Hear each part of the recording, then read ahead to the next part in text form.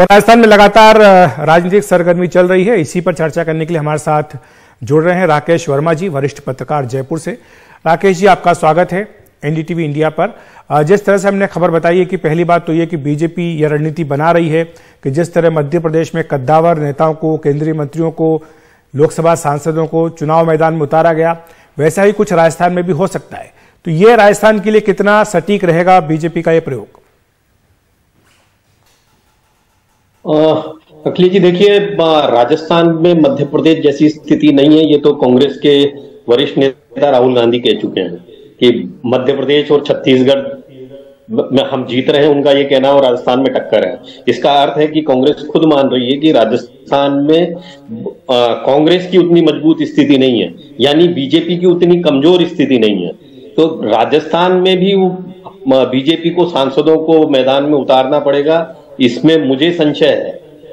हाँ, मुख्यमंत्री पद के जो 2-3 दावेदार बताए जा रहे हैं, उनको कोई संकेत देने के लिए चुनाव लड़ाया जाए, वो एक बात अलग है।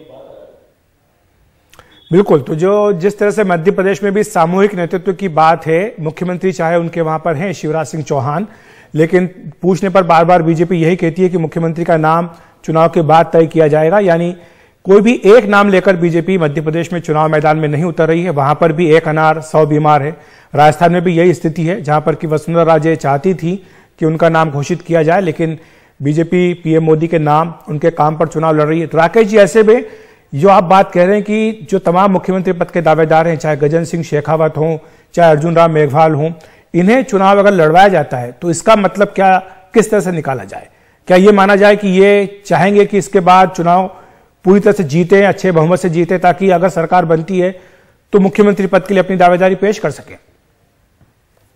हाँ, इन्हें चुनाव लड़ाया जाएगा तो केवल इसी दृष्टि से लड़ाया जाएगा। ऐसा नहीं है कि इनके चुनाव लड़ने की वजह से कोई राजस्थान में अन्य सीटों पे कोई बहुत ज्यादा फर्क पड़ना है। और इसके संकेत आज प्रहलाद जोशी जी ने बीकानेर में दिए भी दिए हैं, जो प्रभारी हैं। उन्होंने अभी कहा कि जब मौका आएगा तब हम हमारे नेतृत्व का तय करेंगे, कौन नेतृत्व करेगा। यानी आज की तारीख में प्रधानमंत्री मोदी की रैली थी, उस दिन उन्होंने उस मंच पर वसुंधरा जी का भाषण नहीं होना, उससे राज्य में ये कयास लगाए जा रहे थे कि अब जो है बीजेपी किसी भी चेहरे को सामने नहीं करेगी। आज प्रहलाद जोशी जी ने फिर उसको दोहराया है कि जब मौका आएगा तब हम तय करेंगे। वो तो खैर यात्राओं में भी दिखा था, जब यात्राओं की जो अगवानी थी, वो भी अगुवाई जो थी, वो हमने देखा था कि अलग अलग क्षेत्र में अलग अलग बड़े नेताओं ने की थी। लेकिन राकेश जी, एक जो बात राजस्थान को लेकर कही जाती है कि जब परिणाम आते हैं उसके बाद भी काफी कुछ निर्भर करता है कि कमान किसे सौंपी जाए। देखिए, जिस तरह से कांग्रेस पार्टी को बहुमत नहीं मिला या बहुमत के करीब रही, तो वैसे में सचिन पायलट की दावेदारी अपने आप खारिज कर दी गई और कहा गया कि इस परिस्थिति में तो केवल अशोक गहलोत जैसे अनुभवी नेता ही संभाल सकते हैं। तो क्या वैसी कुछ परिस्थिति बीजेपी में भी बन सकती है? क्या कुछ नेता इसके भी इंतजार में होंगे? नहीं, बिल्कुल। मुख्यमंत्री खेमे के जो नेता माने जाते हैं, यानी जो विधायक और पूर्व विधायक, पूर्व मंत्री, वो अंदर, अभी आप उनसे अकेले में बात करेंगे तो वो इसी आस में बैठे हैं कि चुनाव होगा, चुनाव होने के बाद में कहीं मार्जिन पे चीजें आएंगी तो एक संभावना दोबारा से वसुंधरा जी के लिए बनती है। डॉक्टर मिथिलेश जेमिनी भी हमारे साथ जुड़ गए हैं, वरिष्ठ पत्रकार। डॉक्टर मिथिलेश, आपका स्वागत है।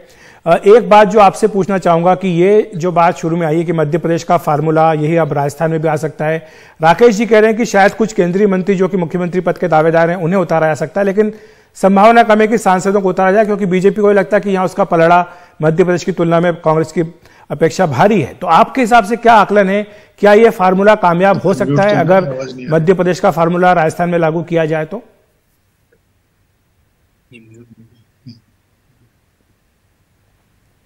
डॉक्टर मिथिलेश के पास हम जाने का प्रयास करेंगे, अभी वो कुछ तकनीकी दिक्कत उनके साथ है। लेकिन राकेश जी, आज ये एक बड़ी बैठक बीजेपी की हो रही है, गृह मंत्री अमित शाह जा रहे हैं, और जब से चुनाव की सरगर्मी शुरू हुई है, पहली बार अमित शाह का दौरा जयपुर का हो रहा है। जाहिर सी बात है कि इससे पहले जो काफी कुछ होमवर्क पार्टी की ओर से किया गया है, जिला इकाइयों को कहा गया था कि जो काम उन्हें सौंपा गया वो जमीन पर कितना पूरा हुआ, इसकी रिपोर्ट बनाएं।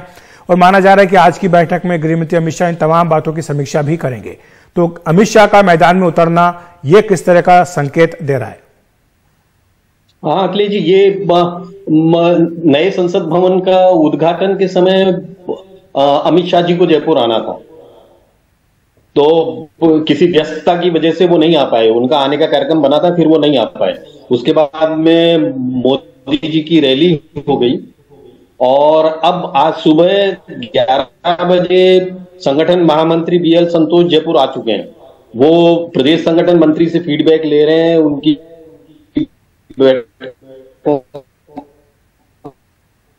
दौर चल रहा है प्रदेश कार्यालय में। आज तमाम इन जिलों की समन्वय बैठकों में वरिष्ठ नेताओं की मौजूदगी रही है और वो वहां से फीडबैक लेकर के अभी वापस लौट रहे हैं। इन सब लोगों की शाम को 8 बजे शायद अमित शाह जी का आने का कार्यक्रम है। उसके बाद में इन सब का उनके साथ में बैठना है। अमित शाह जी फीडबैक लेंगे, उसके आधार पे आगे की रणनीति की बात करेंगे, आगे क्या करना है। दूसरा एक यहाँ यह भी कयास चल रहा है कि वसुंधरा जी परिवर्तन यात्रा जो संकल्प यात्रा रही, उसके प्रारंभिक चरण के बाद से ही नाराज हैं। वो शायद अपने आप को चेहरा घोषित करवाना चाहती थी, लेकिन पार्टी राजी नहीं है। तो कयास यह भी लगाया जा रहा है कि अमित शाह शायद उनको मनाने का प्रयास करें। जी डॉक्टर मिथिलेश, आप किस तरह से देखते हैं जो बीजेपी की रणनीति है? मध्य प्रदेश में कई केंद्रीय मंत्रियों को उतारा, राजस्थान में भी यही फार्मूला अपनाने की बात हो रही है। आपको लगता है कि यह फार्मूला जमीन पर काम करता है या करेगा बीजेपी के लिए? देखिए, बीजेपी का फॉर्मूला, एमपी वाला फॉर्मूला अगर राजस्थान में लॉन्च करते हैं तो कई केंद्रीय मंत्री और सांसदों को टिकट दिया जा सकता है, लेकिन उनके लिए आपको धरातल सोचनी पड़ेगी कि कैलाश चौधरी विधायक का चुनाव हार गए और एमपी का चुनाव जीते हैं। इसलिए बीजेपी को कई स्ट्रेटेजी अपनी पुनर्विचार करना पड़ेगा। जैसे भागीरथ चौधरी अजमेर से हैं, वो किशनगढ़ से पहले विधायक रह चुके हैं, लेकिन अब वो विधायक बनने के मूड में है या नहीं है, क्योंकि कई मंत्री का ये प्रॉब्लम है कि अर्जुन राम मेघवाल भी चाहते हैं कि सीएम बन जाए, गजेंद्र सिंह शेखावत भी चाहते हैं कि सीएम बन जाए।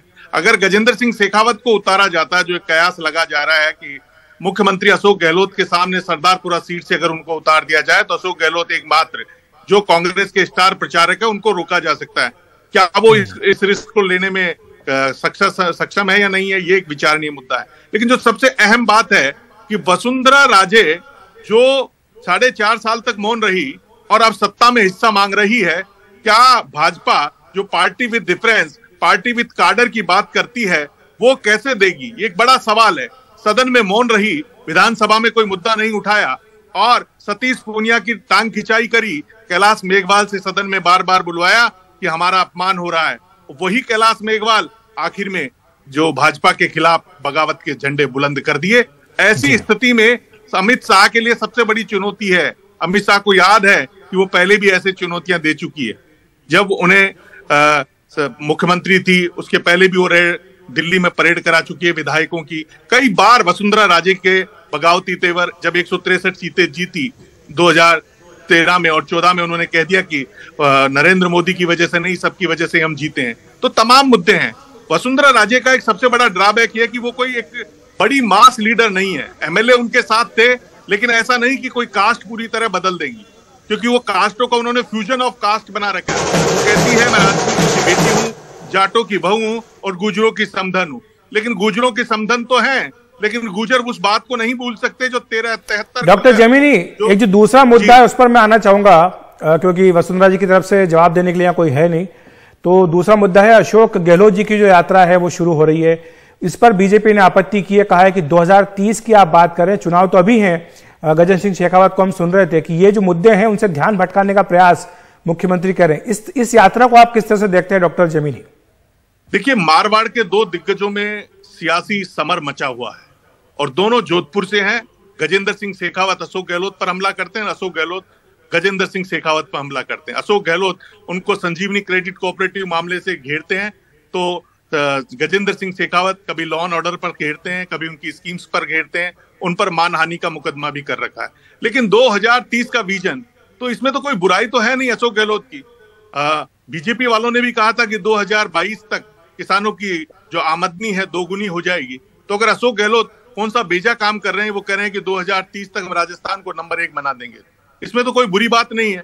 और वो लोगों से सुझाव आमंत्रित कर रहे हैं। आज बिरला सभागार में उन्होंने झोरियों से शुरुआत की, फिर किसानों के साथ गए, उनके साथ वो किसान के पुत्र, उनके साथ कृषि मंत्री भी हैं लालचंद कटारिया, जो उन्होंने राजस्थान को कृषि योजनाओं में देश में नंबर 1 बनाया है, दुग्ध उत्पादन में नंबर 1 बनाया है। आज ही उन्होंने ऐड दिया है, उसमें बताया कि आपके कार्यकाल में क्या हुआ 2018 तक और आज क्या हुआ, कितने एग्रीकल्चर कॉलेज खुले हैं, कितने वेटरनरी कॉलेज खुले हैं। तो एग्रीकल्चर के मामले में और वेटरनरी के मामले में तो काम हुआ है, तो वो गिनाएंगे। और ये सब उन्होंने बीजेपी से ही सीखा है। लाभार्थी सम्मेलन पहला अमरूदों के बाग में किसने किया था? वसुंधरा राजे जी ने किए थे, नरेंद्र मोदी आए थे, उसी को अब अशोक गहलोत फॉलो कर रहे हैं। तो लोगों को बता रहे भाई मैंने 500 रुपए में सिलेंडर दिया है, मैंने 25 लाख में चिरंजीवी योजना दी है, तो इसमें तो कोई गुनाह नहीं कर रहे हो।